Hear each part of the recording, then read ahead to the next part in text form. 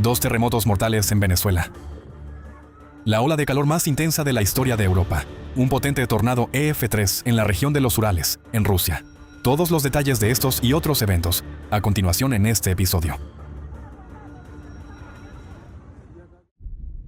Rusia.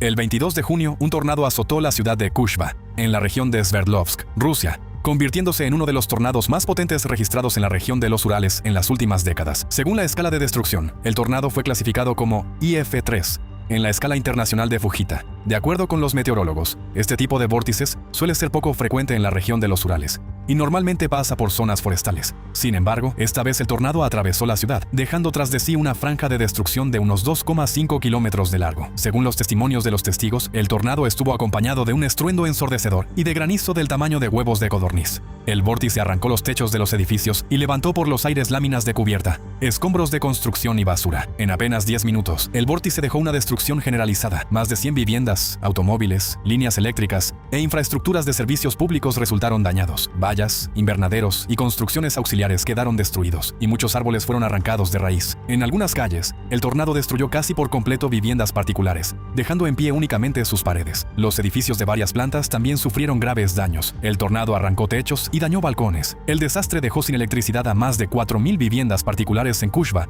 y en asentamientos cercanos. Además, el suministro de agua se vio interrumpido y los daños en las tuberías de gas provocaron cortes de gas en algunas zonas. 21 personas solicitaron asistencia médica tras el tornado. La mayoría sufrió cortes y contusiones causados por escombros y cristales lanzados por el viento, y varias personas heridas fueron trasladadas al hospital. Los cortes de electricidad provocaron una situación de emergencia en la mina Yusnaya. Tras detenerse el equipo de elevación, 16 mineros quedaron atrapados bajo tierra. Los mineros solo fueron sacados de nuevo a la superficie alrededor de las 4 de la madrugada del día siguiente, después de que se restableciera el suministro eléctrico. Al día siguiente, la situación se complicó aún más debido a fuertes aguaceros. En Kushba, el agua inundó espacios habitables en las viviendas que habían quedado sin techo tras el tornado. Japón.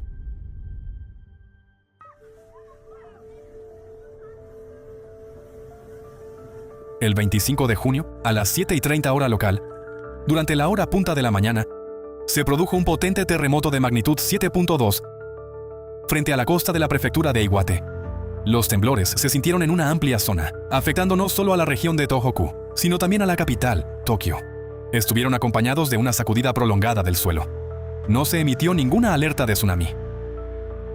Durante las siguientes 3 horas y media, se registraron al menos 8 réplicas con magnitudes de entre 2.9 y 4.0. La prefectura de Aomori fue la más afectada por el desastre.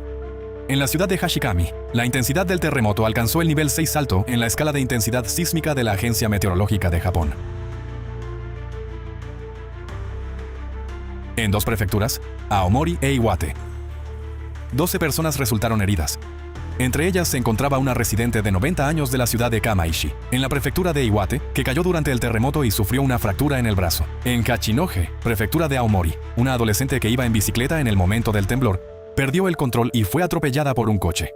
Como consecuencia del terremoto, cientos de infraestructuras resultaron dañadas. En la prefectura de Aomori, más de 360 edificios se vieron afectados, mientras que en Iwate, 17 estructuras sufrieron daños, entre ellas, escuelas y centros de bienestar social. En la ciudad de Hachinohe, un ascensor se detuvo y una persona tuvo que ser evacuada de él. En los supermercados, los productos cayeron masivamente de las estanterías, y los suelos quedaron cubiertos de fragmentos de envases de vidrio. En el templo Kanonji, cayeron tablillas conmemorativas.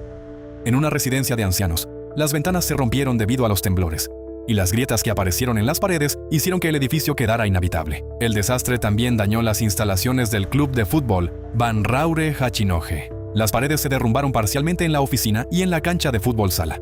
También se registraron profundas grietas en el complejo termal Choju Onsen. En la noche del 26 de junio se produjo otro terremoto, de magnitud 5.6, en la parte oriental de la prefectura de Yamanashi. A pesar de su menor magnitud, la intensidad máxima en la ciudad de Fujikawa-Guchiko alcanzó el nivel 6 bajo. Esto se debió a que el foco del terremoto se encontraba en tierra y a menor profundidad, lo que permitió que las sacudidas llegaran a la superficie, con una menor pérdida de energía. En la prefectura de Yamanashi, este fue el primer terremoto de tal intensidad desde 1924. Como consecuencia del desastre, 15 personas resultaron heridas. el evento sísmico causó una destrucción considerable. En Kofu, la pared exterior de un edificio se derrumbó parcialmente. En Fujiyoshida, cayeron señales de tráfico y se derrumbaron muros de hormigón. Y en un hotel de la ciudad de Fujikawaguchiko, los ascensores dejaron de funcionar tras el terremoto. En el antiguo santuario sintoísta Kitaguchi Hongu Fuji Sengen, que cuenta con más de 1900 años de historia y es Patrimonio Mundial de la UNESCO. 11 faroles de piedra de unos 3 siglos de antigüedad resultaron dañados. En la prefectura de Shizuoka, se observaron numerosos desprendimientos de rocas, deslizamientos de tierra y árboles caídos, y también cayeron tejas de los edificios, dañando coches aparcados. En la localidad de Oyama, una ladera de unos 20 metros de alto y unos 5 metros de ancho se derrumbó detrás de una de las casas. Para evitar nuevos deslizamientos de tierra en medio de las fuertes lluvias asociadas a la aproximación de un tifón, se tomaron medidas urgentes para reforzar el suelo. Europa. A finales de junio, se había formado una potente cúpula de calor sobre gran parte de Europa occidental y central. Esta ola de calor se convirtió en la más intensa de la historia registrada de Europa. En muchos países, la desviación respecto a la norma climática osciló entre 5 y 15 grados Celsius, y en algunos lugares la temperatura superó los 40 grados Celsius. Varios países registraron nuevos récords nacionales de temperaturas máximas para el mes de junio, mientras que algunas regiones alcanzaron nuevos máximos históricos para todo el periodo de observación. Los meteorólogos describieron esta ola de calor como un evento de escala extraordinaria, debido a los miles de récords de temperatura que se establecieron. Lamentablemente, desde el 21 de junio, la ola de calor anómalo ha causado más de 1.300 muertes en Europa, y algunos centros médicos tuvieron dificultades para hacer frente al aumento de pacientes. En muchos países, monumentos culturales fueron cerrados y las escuelas suspendieron sus actividades debido al calor. Francia fue uno de los países más afectados. Desde el 23 de junio, decenas de ciudades registraron nuevos récords históricos de temperatura. Y en el departamento de Landas las temperaturas superaron los 44 grados Celsius. Debido al calor anómalo, la gente acudió en masa a ríos y lagos, incluidos lugares no aptos para el baño, lo que provocó numerosas tragedias en el agua. En París, en medio de las altas temperaturas, se introdujo una prohibición temporal de consumir alcohol en espacios públicos. La agricultura en Francia también se vio afectada. La producción de leche disminuyó de forma notable debido al estrés térmico en los animales, y en las regiones occidentales, donde se concentra la avicultura, hasta 10.000 aves murieron en las granjas en una sola noche. El 25 de junio, en el departamento de Morbihan, se observó un fenómeno poco común: heat burst, un estallido de calor. Este ocurre cuando una tormenta se debilita y una corriente descendente empuja aire cálido y seco desde las capas medias de la atmósfera hacia el suelo, provocando un brusco aumento local de la temperatura, una caída de la humedad y un fortalecimiento de los vientos racheados. Por ejemplo, en la estación de Belle-Île, la temperatura subió 7 grados Celsius en solo 18 minutos, mientras que el viento pasó de una calma total a rachas de hasta 100 km por hora. El calor también afectó incluso a la generación de energía nuclear.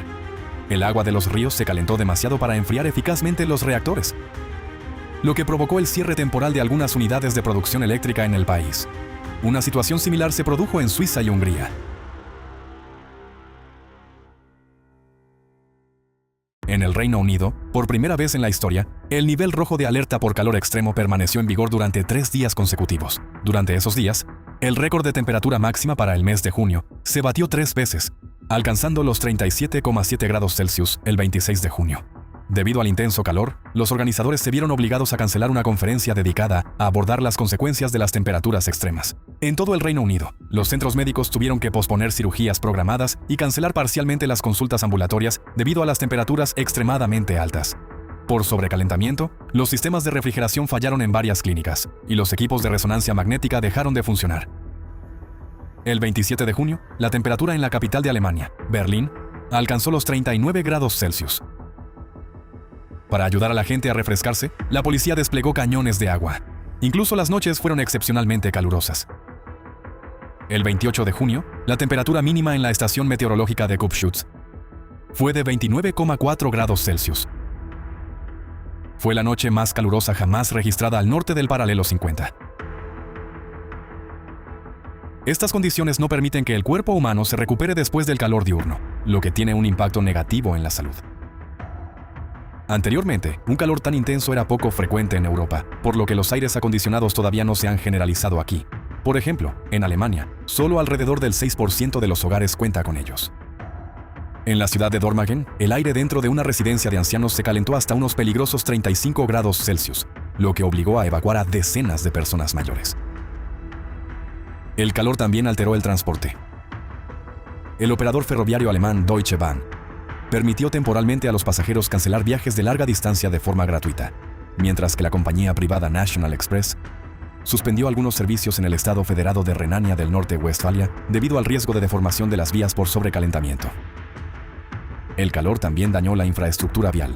Cerca de Hamburgo, el asfalto se ablandó y se agrietó, mientras que en la autopista A2, cerca de Berlín, el pavimento de hormigón reventó por el sobrecalentamiento. El tráfico quedó parcialmente restringido. En Dinamarca, el 27 de junio, al norte de la ciudad de Aarhus, la temperatura del aire alcanzó los 37 grados Celsius, estableciendo un récord histórico de temperatura para la región. En un país donde junio suele ser un verano nórdico suave, con una temperatura máxima media de unos 19 grados Celsius, un calor tan intenso se considera un fenómeno extremadamente anómalo. Por primera vez en la historia de los Países Bajos, las autoridades declararon el nivel rojo de alerta debido al calor. En Italia, la bajada del nivel del río Po debilitó la barrera natural de agua dulce que impide la entrada de agua marina en la desembocadura del río. Como consecuencia, el agua salada avanzó unos 18 kilómetros río arriba, poniendo en riesgo la agricultura y los humedales protegidos. Venezuela. El 24 de junio, Venezuela afrontó uno de los episodios sísmicos más graves de los últimos 125 años. En la parte norte del país, donde se encuentran zonas densamente pobladas, nodos de transporte, infraestructura portuaria y la capital, Caracas, se produjeron dos potentes terremotos con menos de un minuto de diferencia, de magnitudes 7.2 y 7.5. El estado de La Guaira sufrió los mayores daños, y las autoridades lo declararon zona de desastre. En sus reportes, los medios locales describieron una situación grave. La gente se reunía cerca de edificios destruidos, sin poder contactar con sus seres queridos y sin saber si estaban vivos. Según los testimonios de testigos, había personas atrapadas bajo los escombros, y era imposible mover las losas de hormigón sin equipos especiales. La gente escuchaba las voces de quienes estaban atrapados, y durante las primeras horas retiraba los escombros con sus propias manos, cuerdas y herramientas improvisadas, ya que los servicios de rescate no podían llegar a todos los lugares destruidos al mismo tiempo. La capital, Caracas, también se encontraba entre las zonas afectadas. La destrucción no fue generalizada, pero en varias zonas fue extremadamente grave. Las operaciones de rescate se vieron obstaculizadas por la falta de equipos para cortar hormigón y metal, así como por la escasez de suministros básicos como cascos, agua, alimentos y otros artículos necesarios. La situación se complicó por el hecho de que los terremotos ocurrieron en un día festivo, dejando tanto a residentes locales como a visitantes en la zona de destrucción. Según datos oficiales al 1 de julio, el número de muertos había alcanzado las 1.943 personas, y más de 10.500 personas resultaron heridas. Los centros médicos trabajaron las 24 horas del día. En la región capital, no solo los hospitales públicos, sino también clínicas privadas participaron en la recepción de los heridos. Grandes instalaciones públicas comenzaron a utilizarse como refugios temporales para las personas. En La Guaira, se habilitaron un refugio temporal y un punto de asistencia médica en uno de los estadios. Las personas que temían regresar a edificios dañados debido a las grietas y las réplicas permanecieron durante varios días en zonas abiertas, parques y campamentos temporales. Después de los temblores principales, la actividad sísmica continuó.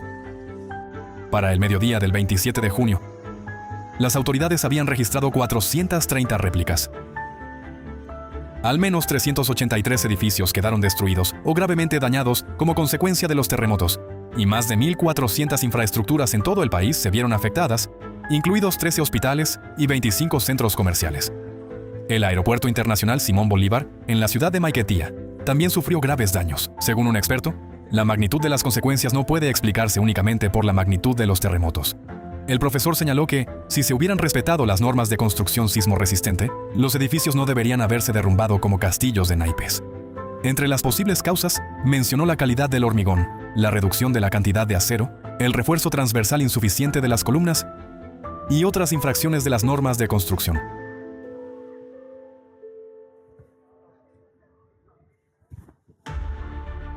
Este comentario es importante porque permite analizar las consecuencias no solo desde el punto de vista de un desastre natural, sino también desde la perspectiva de la vulnerabilidad del desarrollo urbano, el cumplimiento de las normas de construcción y la calidad de las estructuras.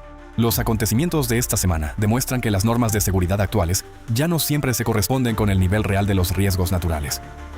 Cuando los edificios se derrumban, los hospitales dejan de funcionar por el calor, las vías férreas se deforman por el sobrecalentamiento y el viento interrumpe las redes eléctricas. Conviene pensar no solo en la fuerza del desastre, sino también en la calidad de la preparación ante él. En un contexto de aumento de los riesgos naturales, es especialmente importante no solo cumplir estrictamente las normas existentes, sino también revisar los estándares de construcción, sanitarios, de transporte y energéticos, para que las viviendas y las infraestructuras estén preparadas para soportar este tipo de cargas. El peligro surge no solo durante el impacto de un desastre natural, sino también cuando los posibles riesgos climáticos no se han previsto de antemano y las normas de seguridad existen solo sobre el papel.